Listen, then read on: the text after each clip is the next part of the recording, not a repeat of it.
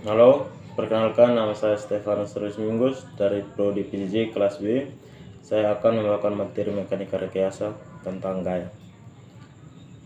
1. Pengertian gaya dalam ilmu mekanika rekayasa. Gaya merupakan aksi sebuah benda terhadap benda lain dan umumnya ditentukan oleh titik tangkap, besar dan arah dan atau muatan yang bekerja pada struktur. Sebuah gaya mempunyai besar, arah, dan titik tangkap tertentu yang digambarkan dengan anak panah.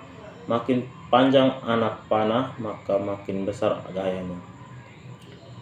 Yang berikut jenis-jenis gaya. Yang pertama, gaya kolinear.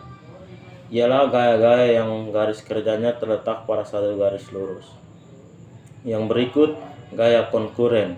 Ialah gaya-gaya yang garis kerjanya berpotongan pada satu titik. Yang berikut, gaya koplanar. Ialah gaya-gaya yang garis kerjanya terletak pada satu bidang. Yang terakhir, gaya kopel. Ialah sepasang gaya yang sejajar, sama besar, dan berlawanan arah yang bekerja pada suatu batang atau benda akan menimbulkan kopel atau momen pada batang tersebut.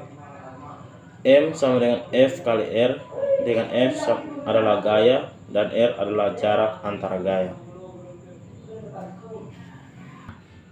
Yang berikut adalah gaya luar. Gaya luar adalah gaya-gaya yang bekerja di luar struktur atau muatan dan reaksi yang menciptakan kestabilan struktur. Gaya-gaya luar dapat berupa gaya vertikal dan horizontal, momen lentur, serta momen puntir. Gaya dalam adalah gaya yang bekerja di dalam konstruksi bangunan akibat adanya beban-beban yang terdapat pada struktur bangunan berupa momen, gaya lintang, dan gaya normal. Gaya-gaya dalam ialah gaya momen. Gaya momen merupakan gaya dikali jarak, di mana momen yang bernilai positif untuk gaya-gaya yang bekerja ke arah bawah dan sebaliknya bernilai negatif ke arah atas. Yang berikut tumpuan jepit. Tumpuan jepit dapat berupa balok yang dijepit pada tiang atau kolom, di mana pada tumpuan ini mampu memberikan reaksi terhadap gaya vertikal, gaya horizontal, bahkan mampu memberikan reaksi terhadap putaran momen. Sehingga pada tumpuan jepit terdapat 3 buah vertikal yang akan diselesaikan, yaitu RV, RH, dan momen. Untuk nomor 2, tentukan resultan dan arah gaya dari gaya-gaya di bawah ini. Yang pertama, kita melakukan penghitungan terhadap gaya-gaya tersebut. P1 sama dengan 15 Newton. Karena sudut kemiringannya adalah 0 derajat, maka untuk mendapatkan nilai X-nya 15 dikalikan dengan cos 0 sama dengan 15. Lalu untuk titik Y-nya 15 dikali dengan sin 0 derajat sama dengan 0. Untuk P2 sama dengan 20 cos 90 derajat sama dengan 0 untuk X, dan untuk Y 20 kali sin 90 derajat sama dengan 20. Untuk P3 32 kali sudut kemiringan 70 derajat sama dengan, untuk X sama dengan 10,94. Karena P3 berada pada gradien kedua, maka nilai cosnya adalah minus.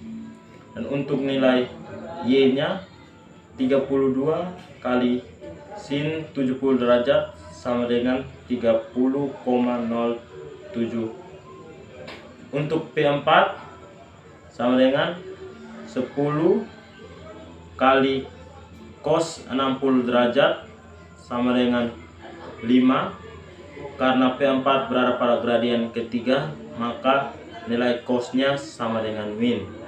Dan untuk Y nya 10 kali 60 derajat sama dengan 8,66. Karena P4 berada pada gradien ketiga, maka nilai sinnya juga bernilai negatif.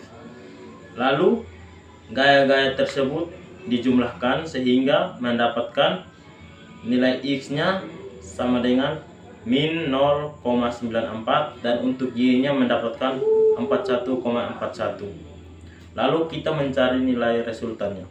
R sama dengan akar X kuadrat tambah Y kuadrat sama dengan akar min 0,94 kuadrat tambah 41,41 kuadrat sama dengan 41,42 Newton. Jadi resultan dari gaya-gaya di atas adalah 41,42 Newton. Arah resultan theta sama dengan tan theta sama dengan Y per X.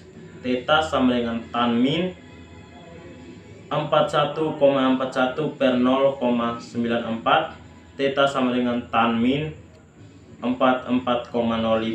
Theta sama dengan 88,69.